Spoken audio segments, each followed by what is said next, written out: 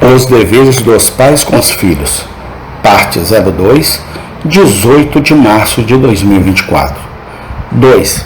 Eduque seu filho com todo carinho e paciência. Não quero dizer que você deva mimá-lo, mas quero dizer que você deve deixá-lo ver que você o ama. O amor deve ser o fio prateado que permeia toda a sua conduta. Bondade, gentileza, longanimidade, tolerância, paciência, simpatia, disposição para entrar em problemas infantis, disposição para participar das alegrias infantis.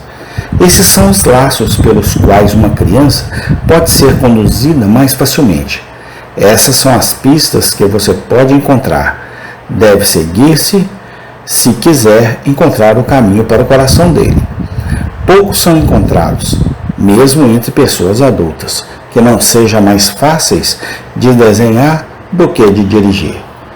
Existe aquilo em todas as nossas mentes que se levanta em armas contra a compulsão. Erguemos as costas e enrijecemos o pescoço diante da simples ideia de uma obediência forçada. Somos como cavalos jovens nas mãos de um domador. Trate-os com bondade e valorize-os. E aos poucos você poderá guiá-los com linha. Use-os de maneira rude e violenta e levará muitos meses até que você consiga dominá-los. Agora, as mentes das crianças são moldadas nos mesmos moldes que as nossas. A severidade e a severidade dos modos os arrepiam e os jogam para trás. Isso cala seus corações e você se cansará de encontrar a porta. Mas deixe-os apenas ver que você tem um sentimento afetuoso por eles, que você está realmente desejoso de fazê-los felizes e fazer-lhes bem.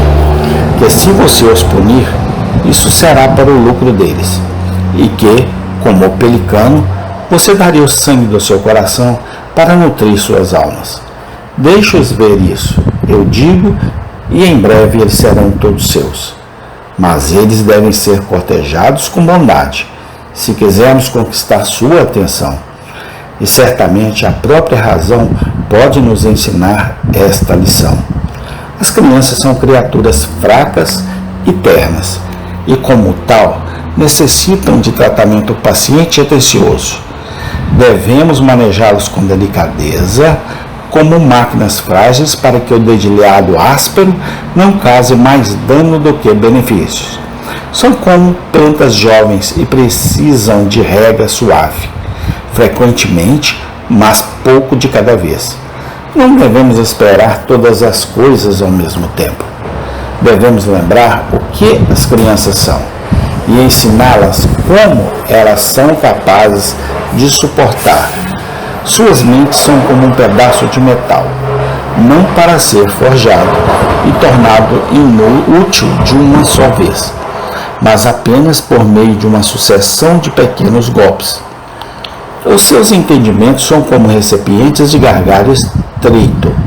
Devemos derramar gradualmente o vinho do conhecimento, ou parte dele será derramado e perdido. Linha sobre linha, preceito sobre preceito, um pouco aqui e um pouco ali, deve ser a nossa regra. A pedra de amolar faz seu trabalho lentamente, mas esfregar com frequência deixará a foice com um fio fino. Realmente, é preciso paciência no treinamento de uma criança, mas sem ela nada pode ser feito. Nada compensará a ausência desta ternura e amor. Um ministro pode falar a verdade tal como ela é em Jesus, de forma clara, forçada e irrespondível. Mas se ele não falar isso com amor, poucas almas serão ganhas. Da mesma forma, você deve estabelecer diante de seus filhos o dever deles: comandar, ameaçar, punir, raciocinar. Mas se faltar afeto em seu tratamento, seu trabalho será todo em vão. O amor é um grande segredo para um treinamento bem-sucedido. A raiva e a aspereza podem assustar, mas não persuadirão a criança de que você está certo. E se ele ouvir muitas vezes irritado, você logo deixará de ter o respeito dele. Um pai que fala com seu filho como Saul falou com Jonatas, 1 Samuel 20:30, não precisa esperar manter sua influência sobre a mente daquele filho. Esforce-se para manter o controle do afeto de seu filho. É perigoso fazer com que seus filhos tenham medo de você. Qualquer coisa é quase melhor do que reserva e restrição entre você e seu filho. Isso virá com medo. O medo põe fim à abertura de comportamento. O medo leva à ocultação. O medo semeia a semente de muita hipocrisia e leva a muitas mentiras. Há uma mina de verdade nas palavras do apóstolo aos Colossenses. Pais, não provoqueis a ira a vossos filhos, para que não desanimem. Colossenses 3:21. Não deixemos que o conselho que ele contém seja esquecido. 3. Treine seus filhos com a convicção permanente de que muito depende de você. A graça é o mais forte de todos os princípios. Veja que revolução a graça efetua quando chega ao coração de um velho pecador. Como derruba as fortalezas de Satanás. Como derruba montanhas, enche vales, endireita as coisas tortas e cria o homem inteiro de novo. Na verdade, nada é impossível de ser agraciado. A natureza também é muito forte. Veja como ele luta contra as coisas do reino de Deus. Como ele luta contra todas as tentativas de ser mais santos. Como ele mantém uma guerra incessante dentro de nós até a última hora da vida. A natureza realmente é forte. Mas depois da natureza e da graça, sem dúvida, não há nada mais poderoso do que a educação. Os primeiros hábitos, se assim posso falar, são tudo conosco, sob Deus. Somos feitos o que somos através do treinamento precoce.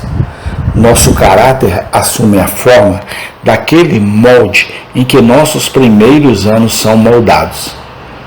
Ele viu muito pouco da vida quem não discerne em todos os lugares o efeito da educação nas opiniões e hábitos de pensamento dos homens. As crianças trazem do berçário aquilo que se manifesta ao longo de suas vidas. Dependemos, em grande medida, daqueles que nos educam.